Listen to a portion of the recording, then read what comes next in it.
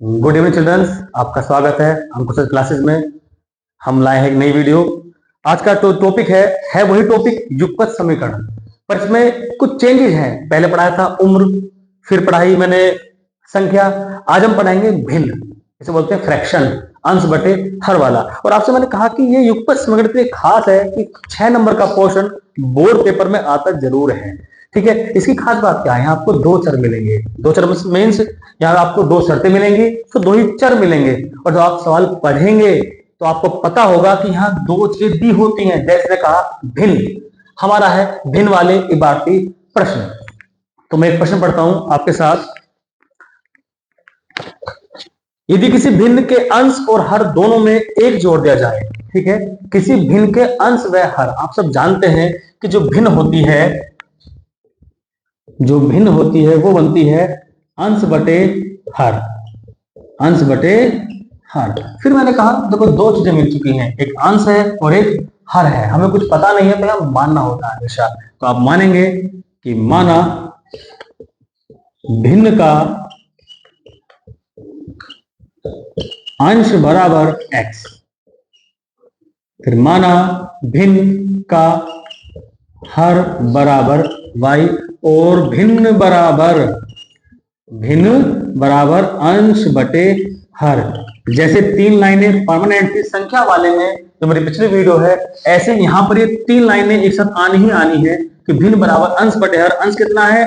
x है और हर कितना है? y है। मीन्स ये लाइन आनी ही आनी है। सारा क्वेश्चन इस पे डिपेंड करता है। जैसे पहले शर्त पढ़ते हैं। पहली शर्त से दो चर हैं तो दो ही शर्तें मिलेंगी, अन्यथा आपका सवाल ये नहीं होने का है। किसी भिन्न के भिन्न क्या है? भिन्न तो x बटे y है, जाहिर सी बात है। किसी भिन्न के अंश और हर दोनों में एक जोड़ दिया जाए, यानी अंश में एक जोड़ा है, हर में एक जोड़ा है। जो ये कह दे भाई अंश में जोड़ना है तो अंश में जोड़े, हर का नाम नहीं लिया तो हर में नहीं जोड़ना है। यदि दोनों में जुड़वाता है तो दोनों में जोड़े, जो कह दे हमें वो करना है बस। इसने कहा अंश में एक जोड़े और हर में एक जोड़े, तो जो इनका मान है वो 2/3 के बराबर हो जाता है। ठीक है, अब इसमें क्या करेंगे हम? अब यहां करेंगे हम क्रॉस मल्टीप्लाई, इसे बोलते हैं क्रॉस गुणा। क्या बोलते हैं इसको? हम क्रॉस गुणा। मीन्स इसको यहां लेके जाएंगे और इसको यहां लेके जाएंगे। जो नीचे वाले हैं हम उनका एक्सचेंज करते हैं बस। इसको यहां लेके जाएंगे और इसको यहां लेके जाएंगे। तो 3 ऊपर गया x+1 के साथ, और ये 2 के साथ गया y+1। मल्टीप्लाई करें 3x, 3 एकम 3। ठीक है, क्योंकि सब प्लस का है तो चिन्ह से फर्क नहीं पड़ता। ठीक है ना, बाकी रूल पता है आपको, चिन्ह, संख्या और अक्षर। ये आपका 2y हो जाएगा और 2 एकम 2। नियम वही है, चर एक तरफ और अचर एक तरफ। इसको इधर लेके जाएं और इसको इधर लेके जाएं। तो 3x माइनस का 2y बराबर 2 - 3। सबको पता है कि जब कोई भी चर अचर अपना स्थान चेंज करता है तो अपने चिन्ह को बदल देता है। ये प्लस का था माइनस का बना, ये प्लस का था माइनस का बना। जो स्थान चेंज कर रहा है चिन्ह उसी का चेंज होगा, जो अपनी जगह है उसका चिन्ह चेंज नहीं होता है। तो 3x माइनस का 2y बराबर 3 से 2 गया तो माइनस का 1 बचता है। Equation first. और आप जानते हैं मैंने कैसे किया है, चिन्हों का जाल एक वीडियो है, उसको आप जरूर देखें, आपको समझ में आएगा ये मैंने क्यों किया है। इसके बाद शर्त है अगली, इसको पढ़ते हैं सेकंड शर्त से। देखते हैं क्या कहता है।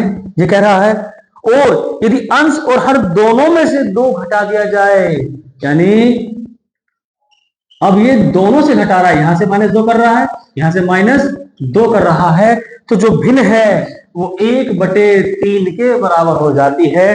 तो भिन्न ज्ञात कीजिए। ठीक है, अब यहां से 2 घटा दिया, यहां पर ये 1 जुड़वा रहा था, यहां ये 2 घटा रहा है तो घटा दिया। जो कह रहा है वो करना है हमें, ऐसे कैसे ही। फिर दोबारा वही क्रॉस गुणा करते हैं। तो जो नीचे वाले हैं इसको यहां लेके जाएं और इसको यहां लेके जाएं।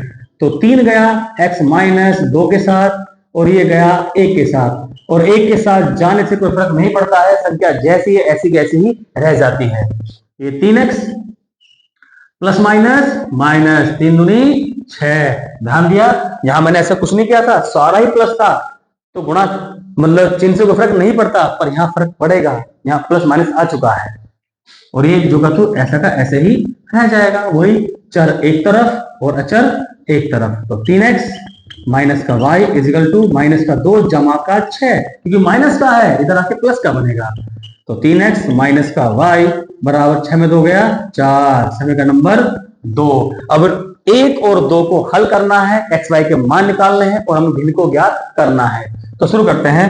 एक क्या है मेरे पास 3x और माइनस का 2y बराबर माइनस का 1, समीकरण नंबर 1। अब इन दोनों को हल करें। यहाँ आपसे कहा था एक विलोपन विधि है जो मैंने आपको सिखा भी रखी है, ठीक है। सबसे पहली वीडियो वही थी विलोपन विधि वाली, आप इसको देखना जरूर।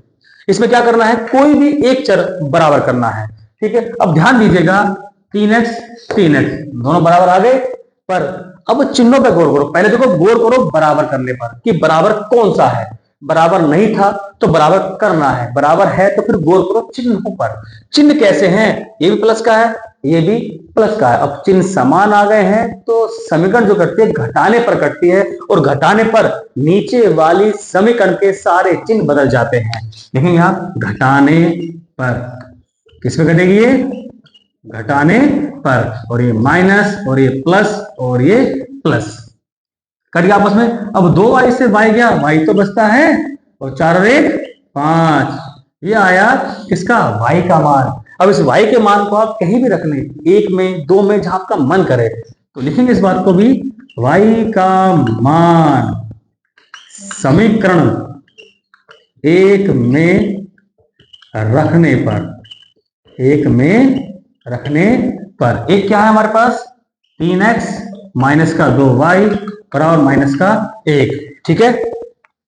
तो 3x माइनस 2 गुणा y कितना है 5, तो माइनस का 1, 3x प्लस माइनस माइनस 5 दूनी 10 माइनस का 1। अभी अचर कहां जाएगा, अचर की तरफ, तो माइनस का 1 जमा का 10, 3x बराबर 10 से गया 9, और x बराबर 9 बटे 3, 3 तिया 9।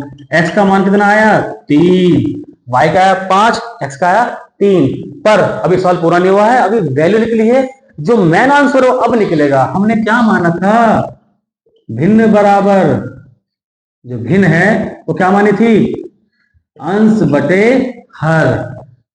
x कितना आया है 3, y कितना आया है 5, तो क्या आंसर है 3 बटे 5, ये आपका आंसर है। अब थोड़ा सा जांच कर लेते हैं, जांच बहुत जरूरी है।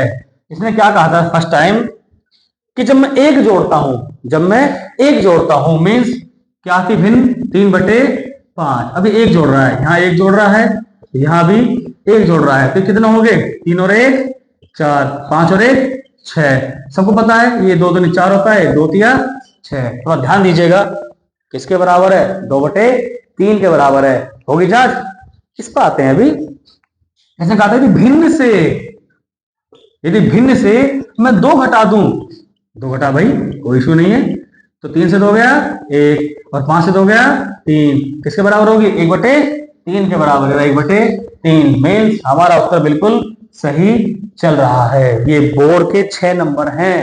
यदि आपको वीडियो अच्छी लगी हो, ज्ञानवर्धक हो, तो चैनल को सब्सक्राइब करें, अपने दोस्तों को बताएं, ठीक है, इससे वो भी इसका फायदा उठा सके, ठीक है ना। जय हिंद, जय भारत।